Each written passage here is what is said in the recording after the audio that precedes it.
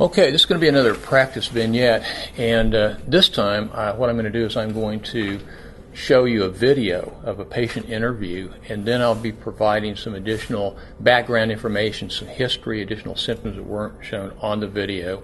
And then we're going to, again, like we did in the earlier one, walk through and try to look at a number of things, including first-line medication options and why. We're going to be also looking at, what if the first treatment does not work? What are the alternatives? And in each case, what I'd like to encourage you to do is to, when we get to the questions I'm going to put to you, is to just stop your program on your computer momentarily, think about this and maybe jot down the answer, and then we'll come back. I'll tell you probably what the most likely answers are, and then we can move on to the next one. Okay? So let's go ahead and get started. And this is going to be the case of Barbara. Okay? Today, is this the first time that you've been interviewed while being videotaped? Yes.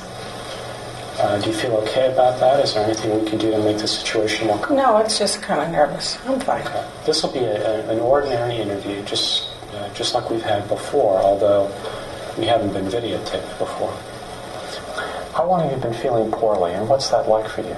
I think I figured out that I've been sad, depressed, most of my life. I can remember times, I told you I think before that I had a headache in high school for a year and a half. And I think that's kind of when it started. And then there have been different periods in my life when I remember being so down I wanted to end it all. And then that kind of went away. I haven't felt suicidal like every day for all 46 years, but there have been periods when it's been particularly bad. Is this one of those periods? Yeah, I've been having a really bad time since May. There doesn't seem to be a reason for it. Okay, how many months total would that be since May? Since May, I guess that's About 6 4 or 5 months. Yeah. About 4 or 5 months, okay. What was the first thing that you noticed in May that gave you the signal that you were heading down again? I got mad at my children. I went to bed for 2 days. So was irritability one of the early symptoms? What did you do when you went to bed for 2 days? I locked my door and I stayed in there for 2 days, and I came out when they went to bed and were asleep. So I came out and ate like at 4 in the morning and then went back upstairs. Mm-hmm. What was your mood like during that? I was suicidal. I was a wreck. I was mad at myself because I put myself in that position. I was mad at them because they didn't care enough to come and get me out of my room. I didn't know how to end it. Mm-hmm. I went to my room and I closed the door because I was angry, and then I didn't know how to come out. I want to understand more exactly what you mean by feeling depressed. What does depression mean to you? Physically, I'm lethargic to the point of not wanting to get out of bed, mm-hmm. not wanting to shower. If my children aren't home like they've been in college, I sometimes stay in bed in the past for a couple of days, mm-hmm. on and off. If I'm not working, and I can do that. I feel like my arms are so heavy, I cannot lift them. How do you feel about yourself? Oh, I hate me. I really hate me. I hate the way I look. I hate the way I feel. I hate the way I talk to other people. Do you find yourself feeling guilty about things? All the time. I do everything wrong. Do you find yourself feeling guilty about things far in the past that are way past doing anything like about? 20, 30 years ago, something I said to somebody that hurt their feelings that I didn't mean to do. Do you have much, when you're feeling that way, do you have much hope for the future? Is there any hope in your view, or is that gone? The only hope I had, the only thing I was hanging on to all these years was I was waiting for my children to get through college, mm-hmm. so that I could be done. I felt that that was kind of a goal that I wanted to get to, and that's done. And I don't know where else to go. I have to find something else to do with me, because there just isn't anything to do. Right. So you feel like Really you don't have much hopeless. of a purpose. No, nothing. There's no purpose now Right. for you. You mentioned feeling suicidal. Has that been every day? Has that feeling stayed with you throughout the 5 months? It's almost every day. I try not to concentrate on it like, this is Thursday, am I going to think about it today? But I do find it almost every day that I think this just isn't worth it. This hurt, this pain, this... Yeah. Have you thought of a particular way to hurt yourself, or have you thought of hurting yourself, or killing yourself? When I drive, I think I'm going to drive off the side of the road.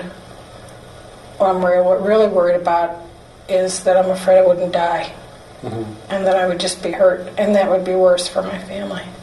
I see. Do you have to fight off the impulse to turn your car off the road at times? Yeah, sometimes. Not this week. Great. But I have in the past. I drove onto the shoulder of the road a couple of times and stopped, just crying, sobbing. Right. Do you cry?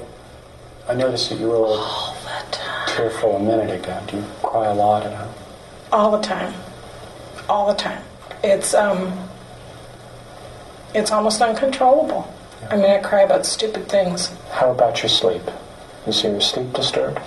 I've been having trouble with my sleep, I guess, for quite a while. I wake up in the middle of the night. Do you ever wake up at 4 or 5 in the morning and you're unable to get back to sleep? Absolutely. How do you feel? What's in your mind when you wake up at 4 or 5 in the morning? I'm really tired. I'm physically heavy. How about your sex drive? I don't have one anymore. Okay. But I'm not sexually active. But that's gone. Yeah. Very diminished. Do these episodes of feeling depressed, do they come at a particular time of year? I haven't been able to pinpoint that there's... When you feel depressed, how does that affect your relationships with other people? I have been systematically getting rid of my friends and my family, other than my children, one by one, over the past several years. I now will not answer my phone and will not answer my door. I figured out that I own the phone, and if I don't want to answer it, I don't have to. And I own my door in my house, and if I don't know that someone is coming, I don't answer the door. Well, what feeling prompts you to shut the door or not answer the phone?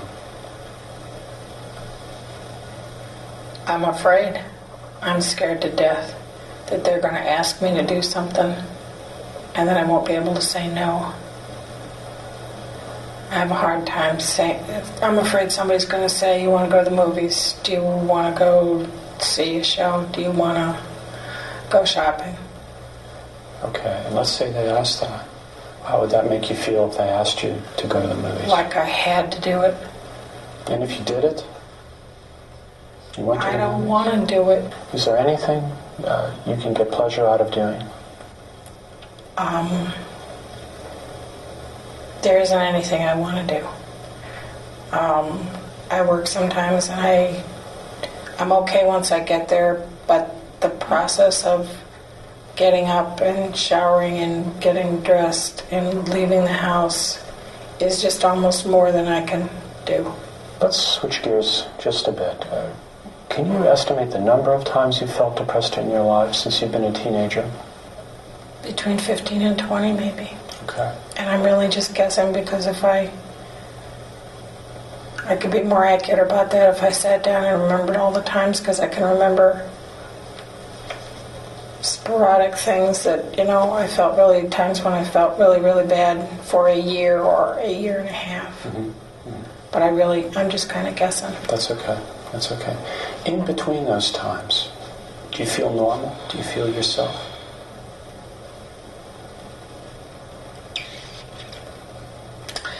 I don't know exactly what normal is. I thought everybody felt like this all the time. Just in talking to other people, I thought everybody kind of felt suicidal at times. I thought that was a very real thing that everybody felt. I didn't know that some people never, ever think about that. Are there times, between the times that you're depressed, when you don't feel guilty, you don't have a low energy, and you're not crying? Yes, Are there I've had periods of some. time Yes, like that? I've had some very productive times in my life where I worked real hard and felt real good about it, and felt good about my family, and thought things were going to be okay, and.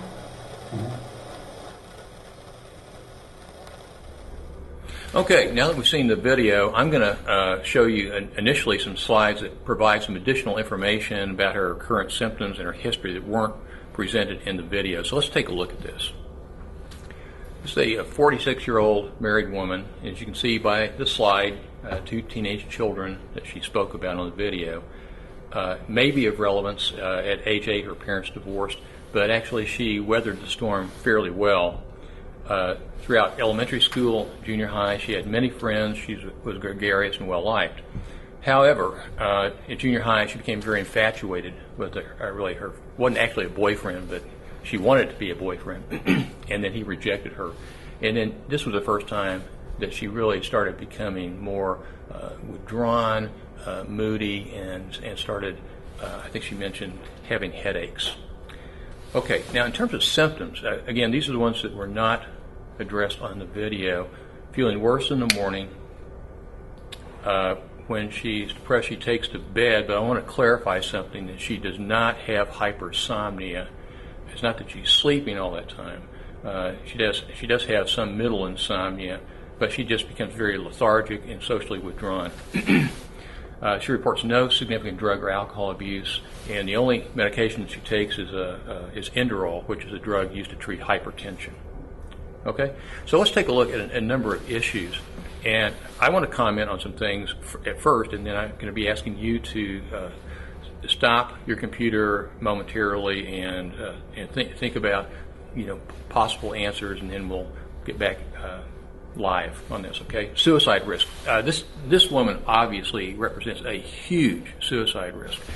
Now, among people who have bipolar disorder, if you look at group studies, most actual suicides occur in the first 6 years of the illness, but that certainly doesn't mean it can't happen later. And I think there's a couple of things that maybe we should focus on here that I think are very relevant, and that is she has, by her own choice, she is beginning to really dismantle her own social support system, which is obviously very, very critical. It sounds like one of her main reasons for staying alive, choosing to stay alive, is to be there for her kids, and they're soon going to be going off to college. And so, obviously, having horrible depression 15 or 20 times, currently having suicidal ideas, this is a huge issue. And we're going to be looking at that from a medication treatment perspective. One other thing I want to mention is just sort of an aside. Is that a really powerful technique for assessing current suicidality. It's obviously the usual things, most recent suicidal thoughts, feelings, behaviors. Did she plan to make an attempt, and if so, what specifically happened? But one thing that's showing a lot of predictive ability is to get a history, not just recently how she's been feeling, but actually go back 2 months.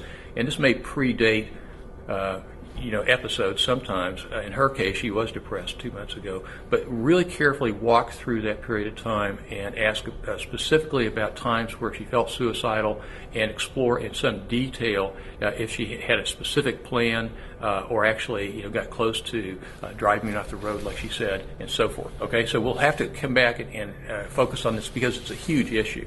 Okay.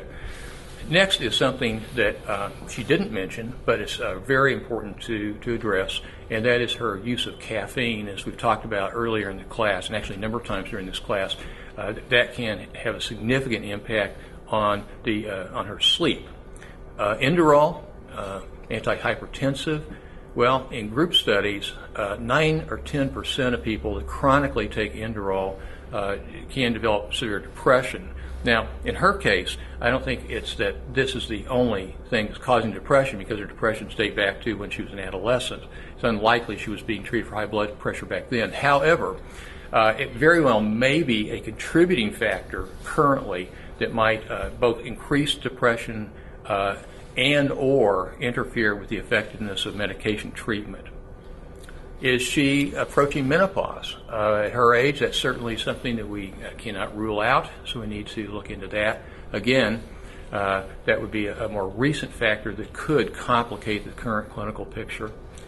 Now, if she is perimenopausal, then an additional issue to look at is the quality of her sleep, because many people who have in this time of life begin to experience sleep problems, especially very noticeable are hot flashes, which can be terribly disruptive to sleep.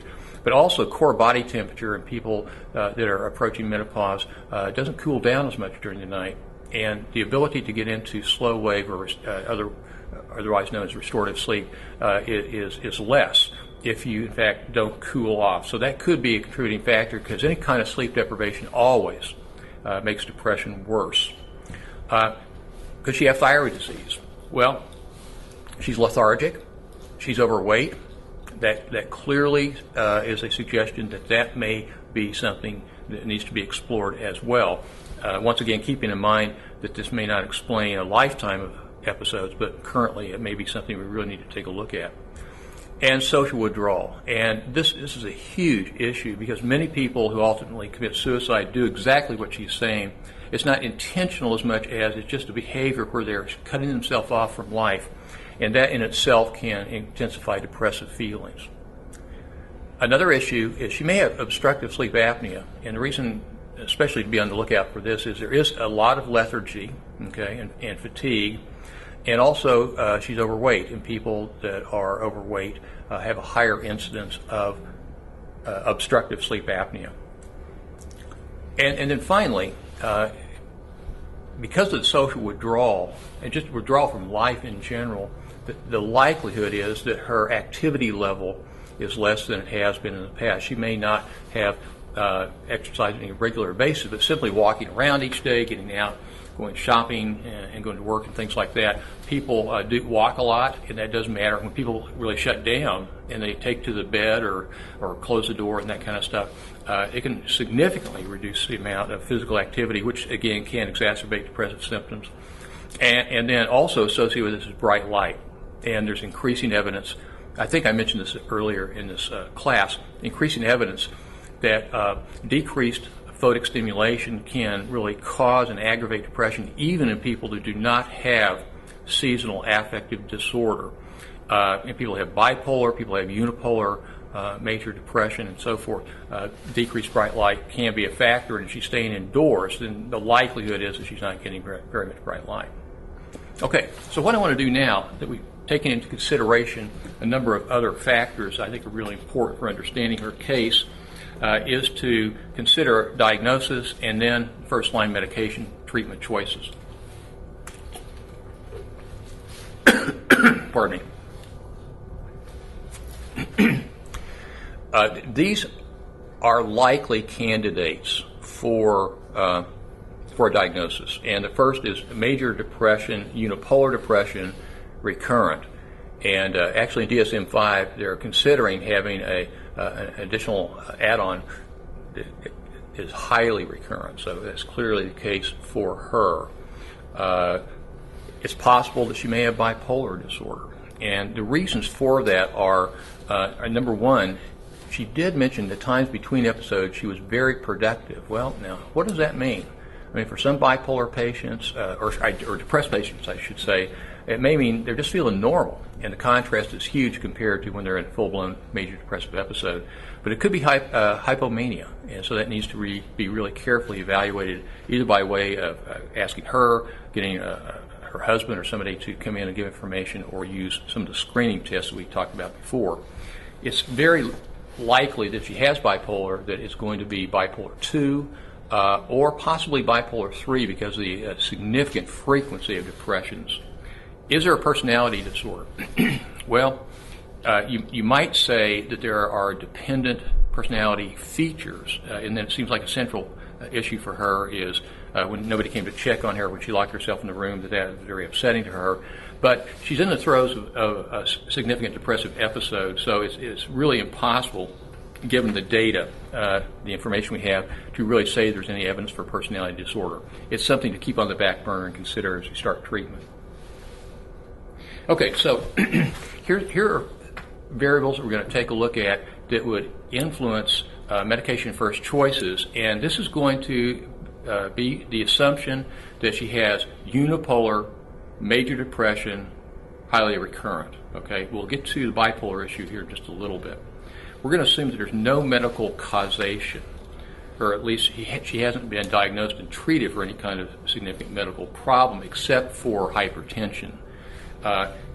In looking at this whole array of symptoms, irritability and suicidal impulses are very significant. And going back to the algorithm for treating major depression, if you remember that the guidelines suggest if you have major depression accompanied by anxiety, but also suicidality, including maybe a history of suicide attempts, also anger problems, irritability, and so forth, that might suggest moving in the direction of using an SSRI or other drug that targets serotonin. However, she's complicating things, and that's what happens in real life, okay?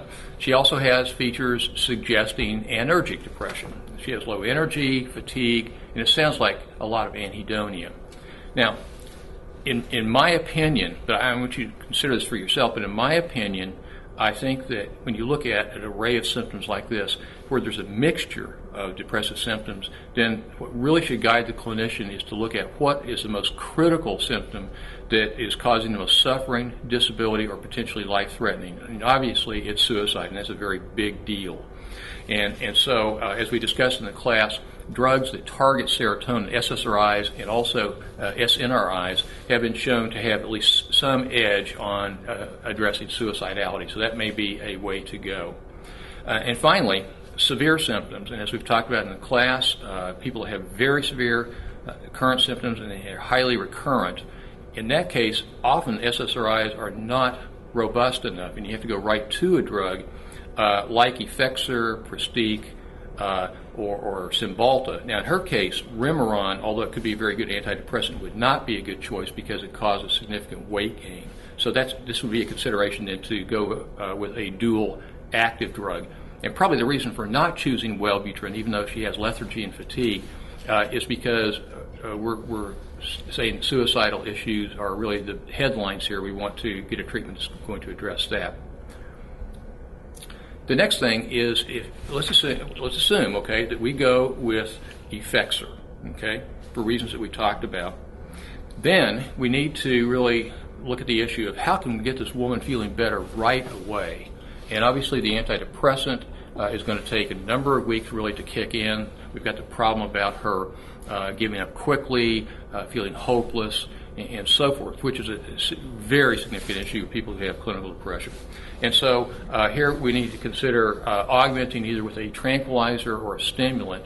Because she has so much lethargy, a stimulant is a possibility. Tranquilizer is a possibility also, but we want to really carefully weigh the use of one or the other of these.